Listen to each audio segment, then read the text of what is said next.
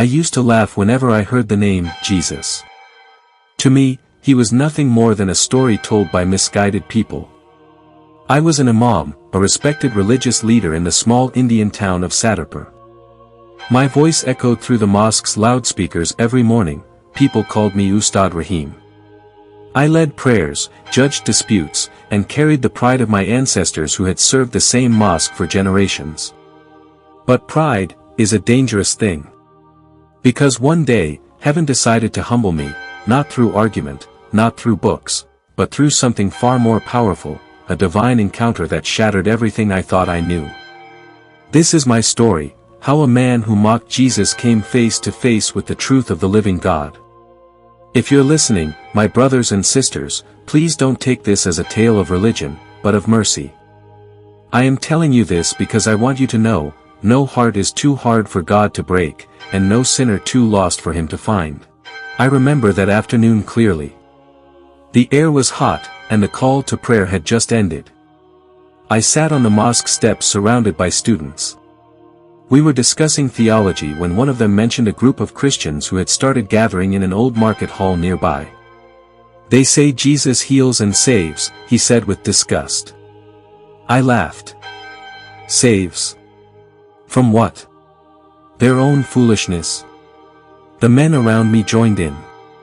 I mocked the idea that Jesus could ever compare to the prophets I revered. I even challenged the Christians publicly. If your Jesus is alive, I said one evening as a crowd gathered, let him appear here and now. People clapped and cheered. My pride grew taller than the mosque's minaret. But that night, when the streets were quiet and I lay in bed, I couldn't sleep. A strange unease washed over me. I heard distant thunder even though the sky was clear. And in that silence, I felt a whisper deep inside. You mock what you do not understand. I sat up, startled. Who's there? I asked aloud. But there was only the sound of the wind. I shook it off, thinking it was fatigue. Yet, I couldn't shake the feeling that something, or someone, had heard my challenge. The next night, I had a dream unlike any I'd ever had.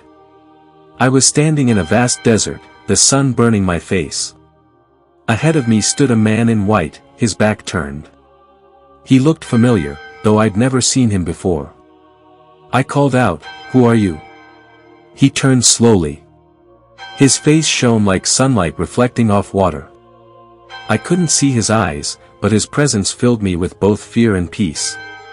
He said softly, "You have spoken against me, Rahim. But I have not spoken against you." I woke up sweating. My heart pounded as though I had run miles. For days, the dream haunted me. I tried to dismiss it as imagination, but the peace in that voice refused to leave my heart. At the mosque, I tried to lead prayers, but the words felt heavy. When I raised my hands, I felt as if someone was watching. My voice trembled during recitation, and I ended the prayer early, something I had never done before. That evening, I walked through the marketplace. I saw the same Christians singing near a tea shop. Their voices were soft but strong, full of hope. I stopped, hidden in the crowd, listening. One of their songs said, "Even those who mock him shall one day call his name." My stomach tightened. I left quickly, but the melody followed me all the way home. By the end of the week, I was restless. My pride told me to stop thinking about this Jesus, but my heart kept asking questions. I decided to go back to the Christians, not to listen, but to silence them. That night, I went with 5 men from the mosque.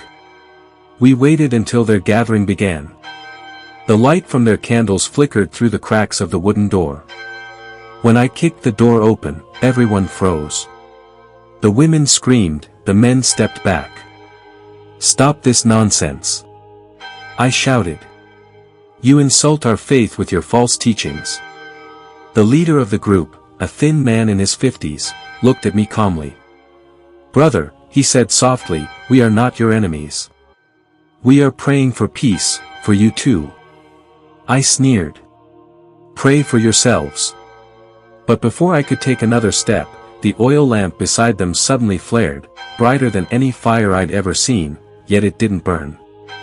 The flames shimmered gold, lighting the entire room. Everyone gasped. My men dropped their sticks and ran out. But I couldn't move. A calm voice whispered within me again, "You wanted to see me, Rahim." My knees weakened. I fell. When I opened my eyes, the fire was gone, but my pride had melted with it.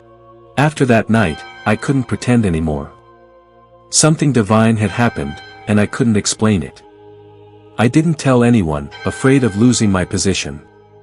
But every time I entered the mosque, I felt unworthy. My wife noticed. "You look distant," she said one evening. "What troubles you?" I wanted to tell her, but I feared her reaction. So I lied, "It's the work, that's all." But the truth was eating me alive. I began secretly reading the Bible the Christians gave me after the encounter. I hid it beneath my prayer mat. I was afraid someone might find it. Each night, I'd read about Jesus healing the blind, forgiving sinners, and calming storms. I wept silently. His words pierced my heart like arrows of mercy. Yet fear kept me chained. I didn't realize then that faith always begins where fear ends. One night, the men I had led before came to me. "Imam Rahim," they said, "we heard rumors that you've been meeting with the Christians." I denied it, but they didn't believe me. "You're betraying us," one said angrily. They planned to confront the Christians again the next evening, this time violently. My heart sank. I knew innocent people would suffer. That night, I prayed, not the usual prayers, but a broken cry. "God, whoever you truly are, save them. Don't let blood be shed because of my pride." As I prayed, a strong wind blew through my window, extinguishing my candle. And then I heard the voice again, this time, "You will not lead destruction, you will lead deliverance." I wept till dawn. When the attack began, I ran ahead of the mob, pretending to lead them, but instead, I blocked the path and shouted, "Stop." They ignored me and tried to push through. Suddenly, lightning struck a nearby tree, setting it ablaze. The thunder was so loud everyone froze. The men screamed and ran in fear. Some fell to their knees. In that chaos, I stood trembling, knowing this was no coincidence.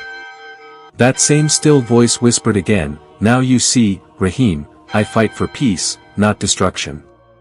That night, I knew. I could never go back. That night, the wind howled like a beast set loose. The Imam's house, usually silent after prayer, trembled under the roaring storm. I couldn't sleep, my mind was heavy with everything that had happened. His laughter at the mention of Jesus still echoed in my ears. But tonight, something felt different. Around midnight, I woke up to the sound of something heavy crashing in the yard. Thinking it might be debris, I stepped outside. The air was strange, thick, electric. Lightning flashed across the sky, revealing the figure of the Imam kneeling in the mud, hands clutching his head, crying. I froze. This was the same man who mocked every word I said about the cross. But now, he looked broken. When he saw me, he screamed, "Doctor! Doctor!" He came to me. I rushed to his side. "Who came to you?" He sobbed, "A man, dressed in light." I couldn't look at him. He said, "Why do you fight the one who died for you?" I didn't know what to say. He was trembling like a child, eyes wide with terror, or maybe revelation. I guided him back inside, wrapped a shawl around his shoulders. He couldn't stop muttering the name, Isa.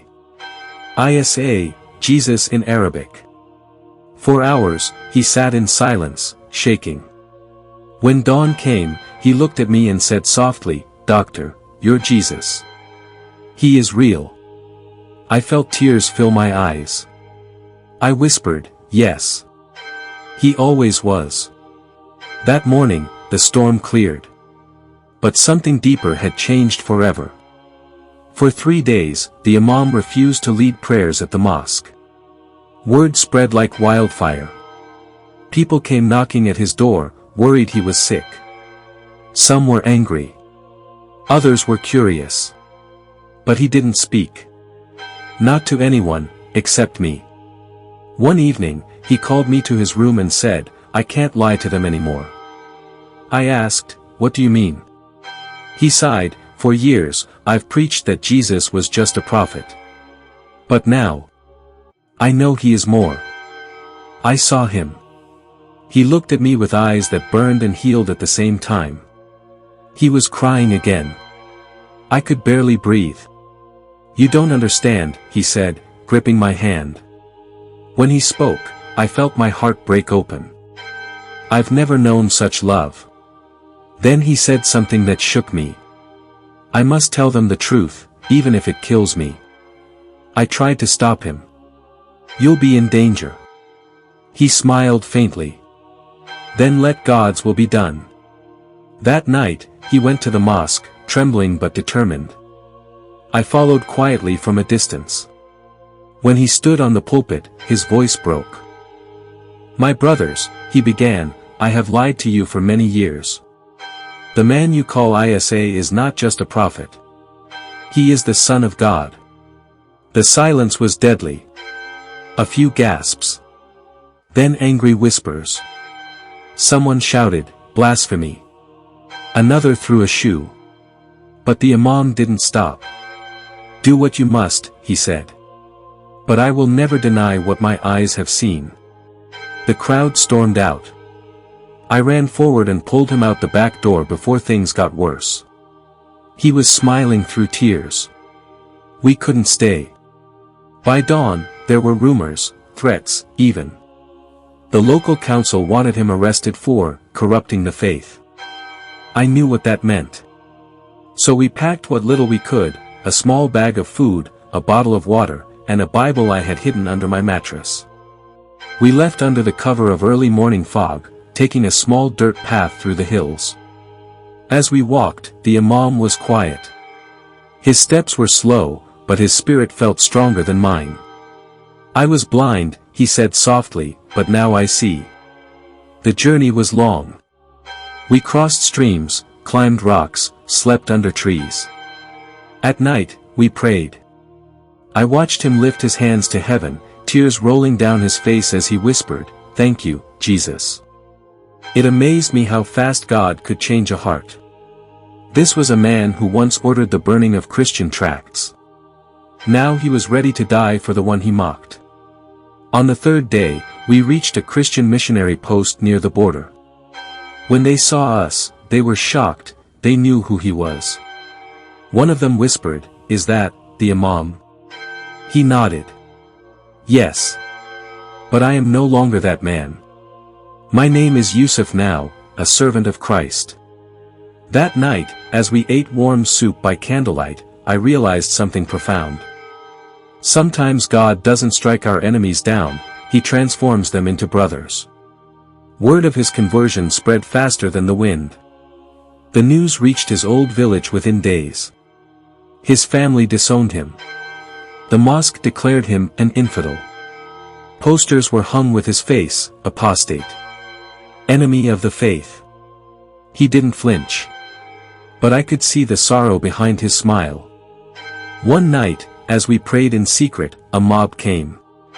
They surrounded the compound, shouting curses and threats.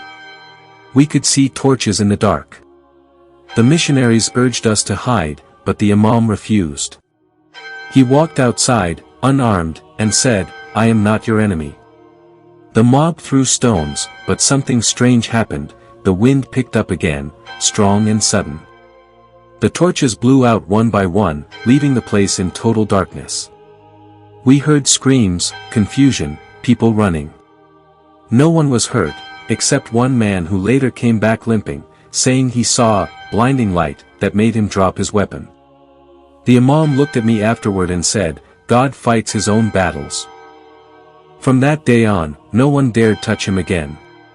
They feared something they couldn't explain. Months passed. We built a small house in a nearby village, living quietly but joyfully. The Imam, now brother Yusuf, began teaching children to read. He told stories of Jesus in parables, just as the Master did. Slowly, people began to listen. At first, out of curiosity. Then, out of hunger. Within a year, 5 villagers gave their lives to Christ. The local pastor said, "Brother, you were once a persecutor, now you are a preacher." Yusuf smiled. That's what grace does. It takes a broken story and turns it into a song. I watched him grow thinner with age but stronger in spirit.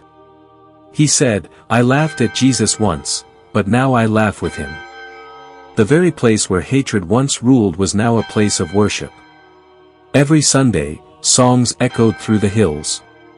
It was quiet revival, unseen by the world, but heaven rejoiced. Years later, Yusuf fell ill.